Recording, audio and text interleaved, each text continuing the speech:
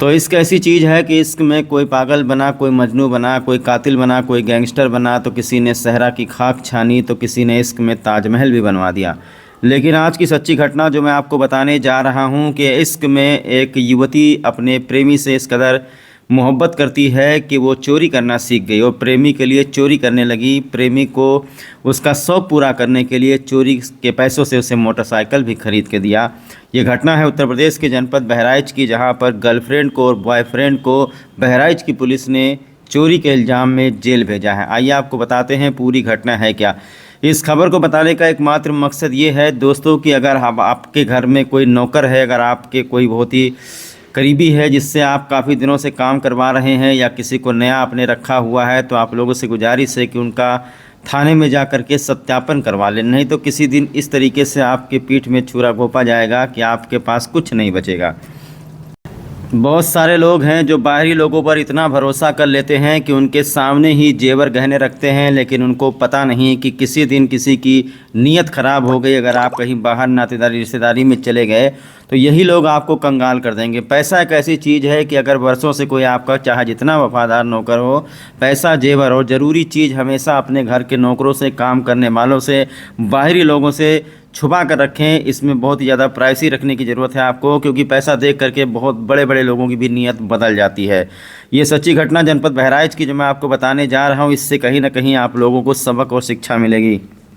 तो आइए शुरू करते हैं अजब प्रेम की गजब कहानी। प्रेमी के शौक़ पूरा करने के लिए मासूका बनी चोर, जहां करती थी काम वहीं पर दिया चोरी की घटना को अंजाम। जनपद बहराइच से हैरान कर देने वाला मामला सामने आया है। एक प्रेमिका ने अपने प्रेमी को शौक़ को पूरा करने के लिए जहां काम करती थी उसी घर में चोरी की वारदात को अंजाम दे डाला। पुलिस ने दोनों को गिरफ्तार करके जेल भेज दिया है। पुलिस ने चोरी हुए सामान को भी बरामद कर लिया है। शहर के काजीपुरा दक्षिणी में रहने वाले साहिद सगीर ने अपने घर में हुई चोरी को लेकर के कोतवाली नगर में पुलिस को एक तहरीर सौंपी थी, जिसमें उन्होंने अपने घर में काम करने वाली युवती पर इल्ज़ाम लगाया था। इस मामले में पुलिस जांच में जुटी तो अजब मामला सामने आया। पुलिस ने बताया कि शहर के ही वसीरगंज की रहने वाली अरीबा अपने हिंदू प्रेमी अरुण के शौक़ पूरा करने के लिए चोरी करती थी। चोरी के ही पैसे से उसने अपने प्रेमी को राइडर बाइक भी दिलवाई थी। साहिद सगीर ने बताया कि पड़ोस में रहने वाली अरीबा उनके यहाँ काफ़ी दिनों से काम करती थी, जिसके चलते वह उस पर विश्वास भी करते थे। कुछ दिन पहले जब उनकी बहन का करीब 2000 रुपया गायब हुआ था तो उन्होंने बात को टाल दिया था। इसके बाद चोरी की वारदात लगातार जारी रही। इतना ही नहीं, घर में काम करने वाली अरीबा ने पैसों के साथ सोने के जेवर पर भी हाथ साफ कर दिया। साहिद ने बताया कि उन्हें जब पैसों की ज़रूरत हुई तो वह अपने घर में बने लॉकर से पैसा निकालने पहुंचे तो उनके पैरों तले ज़मीन सरक गई। उसमें रखा हुआ सोने के जेवरात और पैसे गायब थे। साहिद ने इस घटना की सूचना कोतवाली नगर पुलिस को दी। इस मामले में कोतवाल नगर राकेश सिंह ने बताया कि अरीबा का प्रेमी अरुण सोनी, जो कि जनपद के नवाबगंज थाना क्षेत्र के पहोड़िया का रहने वाला है, जो सोना टंच का काम करता है, ये दरगाह थाना क्षेत्र के इलाके में स्थित काशीराम कॉलोनी में रहता है, जिसके पास चोरी किया गया सारा सामान बरामद हुआ है और इसी चोरी के पैसे से खरीदी गई राइडर बाइक को भी बरामद कर लिया है। इन दोनों को, यानी इन दोनों बॉयफ्रेंड और गर्लफ्रेंड को गिरफ्तार करके बहराइच की पुलिस ने जेल भेज दिया है। तो अजब प्रेम की गजब कहानी आपने देखा। मासूका से चोरी करवाता था, मासूका चोरी करती थी और ये सोना टंच करने का काम करता था और सोना चांदी चुरा करके लोगों ने ये बाइक खरीदी है। ये प्रेम की निशानी आप देख लीजिए। बाइक को भी सीज कर दिया गया है और प्रेमी और प्रेमिका को बहराइच पुलिस ने जेल भेज दिया है। आइए इस संबंध में जो घर के मालिक हैं उनसे बात कर लेते हैं। इस पूरी खबर को सुनाने का मकसद ये है कि आप लोग सावधान रहें, सतर्क रहें, जागरूक रहें और आंख बंद करके किसी के ऊपर भरोसा ना करें।